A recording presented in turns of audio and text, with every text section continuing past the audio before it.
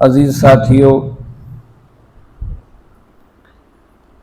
آج کل عالمی حالات کے اندر ہم بار بار ایک سمندری گزرگاہ کا نام سن رہے ہیں جسے آبنائے ہرمز کہا جاتا ہے، جس کے اوپر ساری جنگ ہو رہی ہے اور امریکہ اپنی منوانا چاہتا ہے، ایران کچھ کہہ رہا ہے۔ آبنائے ہرمز کا بہانہ بنا کر پوری دنیا میں ایک کشاکش کا سلسلہ شروع ہو چکا ہے۔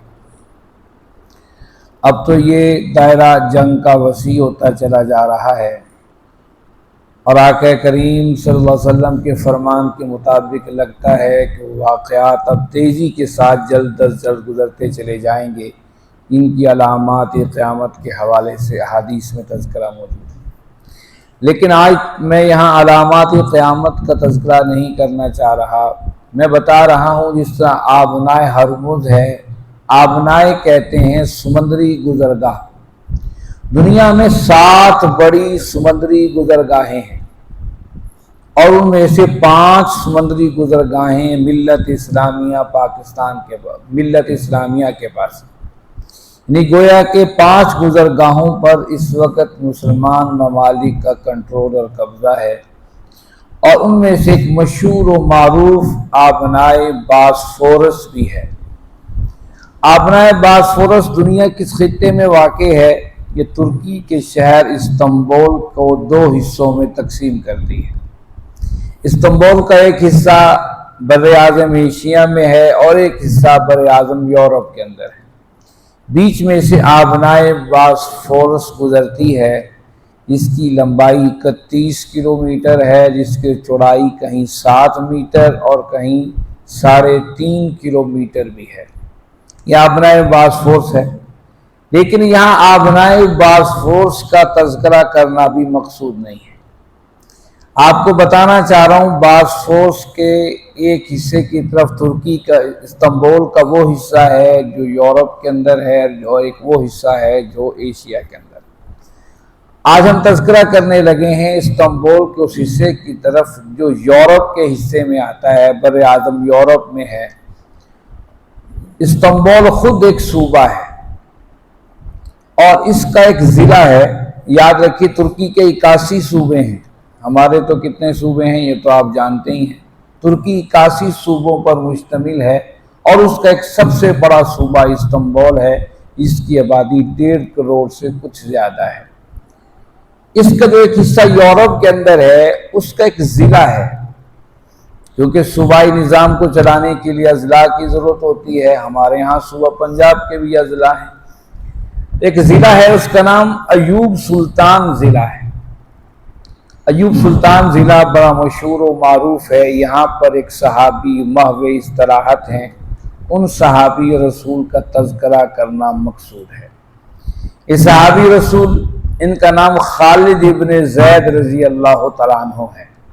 ان کا تعلق بنو نجار سے تھا۔ بنو نجار وہ قبیلہ ہے جو نبی کریم صلی اللہ علیہ وسلم کا ننہال کہلاتا ہے۔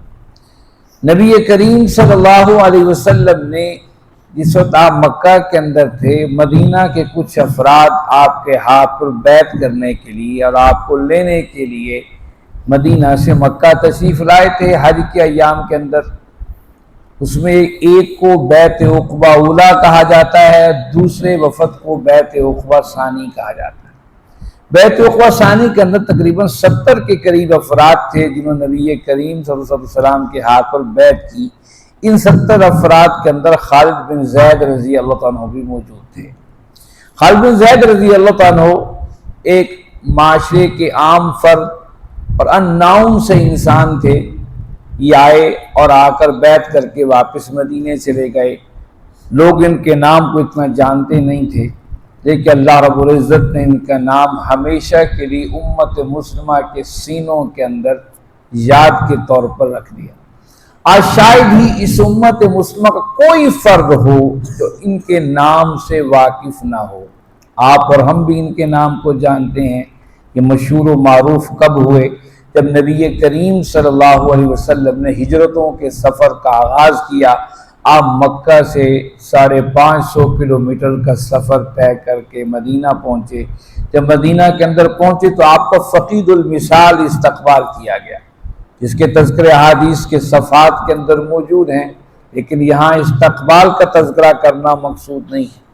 یا مقصود یہ ہے کہ جب اللہ کے نبی صلی اللہ علیہ وسلم مدینہ میں داخل ہوئے تو مدینہ کے ہر شہری، ہر بندہ مومن کی خواہش یہ تھی کہ آپ میرے گھر آرام کریں، اور وہ بار بار آپ کی قصبہ اونٹنی کے نکیل کو کھینچنا چاہتے تھے، نکیل کو۔ آپ نے منع فرما دیا، یہ اللہ کے حکم پر جہاں ٹھہرے گی وہیں پر اس کا مقام ہوگا۔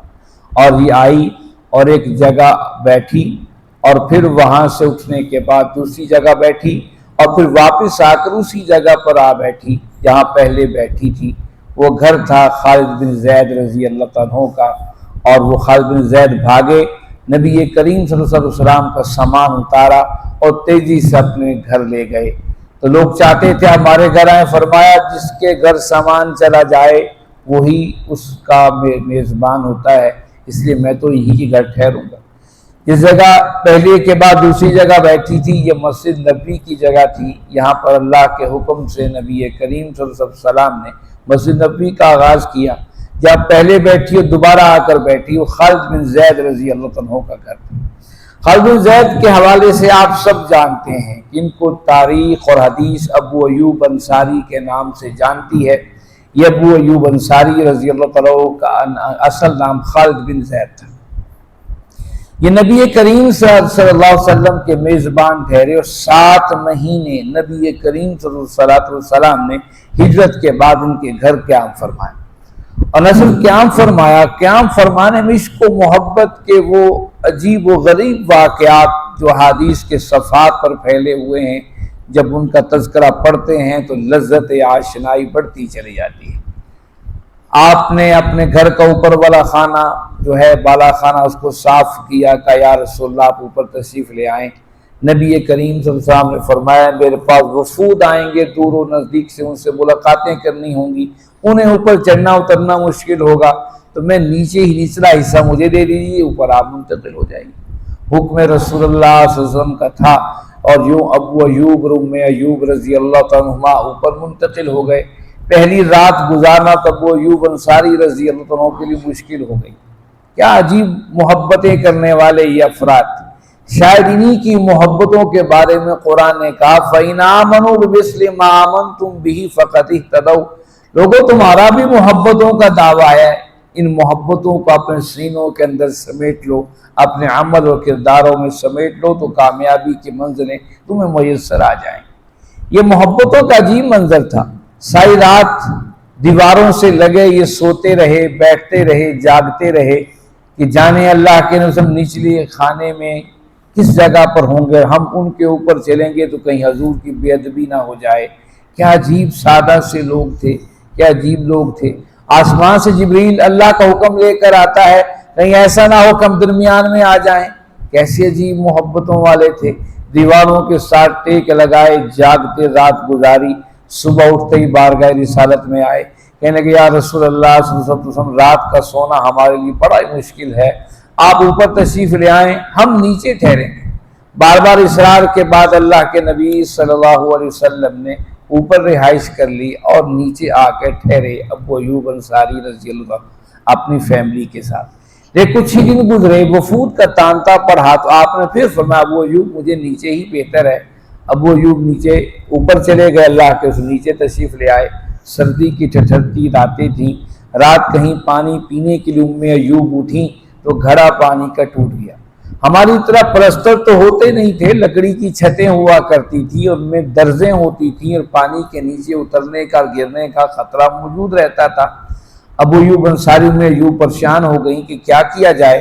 وہ جس رضائی میں سوئے ہوئے تھے وہی رضائی اٹھا کر پانی پہ ڈال دی تاکہ پانی خشک ہو جائے، نچوڑ لیا جائے اور پانی نیچے نہ آئے تاکہ نبی کریم صلی اللہ علیہ وسلم کو سردی میں تکلیف نہ ہو۔ ٹھٹھرتی سردی کی رات اس طرح گزاری۔ صبح جبریل پیغام لے کر آئے، میرے محبوب آپ سے محبت کرنے والوں کا انداز محبت یہ بھی ہے۔ اللہ کے نے فرمایا کہ ایوب اور ام ایوب آپ نیچے آ جائیں اور میں پھر اوپر چلا جاتا۔ اللہ کے پھر اوپر تشریف لائے۔ 7 مہینے میں مسجد نبوی کی تعمیر تقریباً مکمل ہو چکی تھی، 7 حجرے قائم ہو چکے تھے۔ آپ صلوات والسلام اپنے حجروں میں تشریف لیا جو مسجد نبوی کے ساتھ تھے، لیکن 7 مہینے کی محبتیں ہمیشہ اللہ کے نبی صلی اللہ علیہ وسلم کے رفیق راہ رہی، اور آپ ان محبتوں کو ہمیشہ تذکرہ کرتے رہے اور یاد کرتے رہے۔ نبی کریم صلی اللہ علیہ وسلم جب بھی کبھی بھوک لگتی، آپ ابو ایوب انصاری رضی اللہ عنہ گھر تشریف لے کر آتے، اور ابو ایوب انصاری رضی اللہ عنہ روزانہ جب بھی کھانا پکاتے تو اللہ کے نبی صلی اللہ علیہ وسلم حصہ نکال کے رکھ دیتے، شاید کیا کہ کریم آج تشریف لے ہی آئیں، اور پھر جب دیکھتے کہ دیر ہو گئی اب شاید نہیں آئیں گے تو پھر آپ انہیں کھا لیا کرتے۔ ایک دن ابی ہریرہ رضی اللہ عنہ بھوک سے پریشان راستے میں کھڑے ہیں اور ابو بکر صدیق سے پوچھتے ہیں کوئی مسئلہ، تاکہ ابو بکر صدیق ان کا ہاتھ پکڑ کر گھر لے جائیں اور بھوکوں کو کھانا کھلائیں۔ دیکھیے یہ اصحاب صفہ سے تعلق رکھتے تھے، یہ وہ لوگ تھے جو دین کو سیکھنے اور سکھانے میں لگے تھے، اور صحابہ اور کبھی بھی ان اصحاب صفہ کے لوگوں نے اپنا دستے سوال لوگوں کے سامنے نہیں پھیلایا تھا کہ ہماری حالت یہ ہے ہم کس کنڈیشن میں۔ صحابہ خود ہی ان کا خیال رکھا کرتے تھے، کس چیز کی ضرورت ہے یا نہیں خود ہی تلاش کر کے ان کے لیے کیا کرتے تھے۔ کھجوروں کے موسم میں جب کھجوریں پک جاتی لا کر خوشے مسجد نبوی کے اس مقام پر جو ہے ٹانگ دیا کرتے تاکہ صحابہ صفہ کھا لیں، اور جب کسی کے گھر کھانا یا بہترین چیز پکتی وہ لا کر صحابہ صفہ کے حوالے کر دیتے۔ کہ ہم نے بھی کبھی سوچا کہ یہاں پر بھی مدرسے کے بچے ہیں، کبھی ہم بھی گھر میں بہترین کھانا پکے تو ایک کٹوری ان کے لیے آ کے رکھ دیں، ایک لقمہ بھی اس کو کھا لیں تو ہمارا تو حق ادا ہو جائے گا۔ یہ احساس ہے جو احساس اس سرزمین پر جیتا اور جاگتا تھا، لیکن احساس ہی اصل وہ ایمان کے حصے ہیں جو آج ہمارے معاشروں میں ختم ہوتے چلے جا رہے ہیں۔ ہمیں احساس پیدا کرنا چاہیے۔ آج بھی وہ اصحاب صفہ ہر مدرسے اور مسجد کے اندر موجود ہے، اور وہاں بیٹھ کر طالب علم قرآن کو سیکھ اور سکھا رہے ہیں۔ ان کے لیے بھی اپنے گھروں میں کچھ ان کا حصہ بھی رکھیں، اور ان کو دینا آپ کے مال میں حق ہے اور آپ کے ایمان کا حصہ ہے۔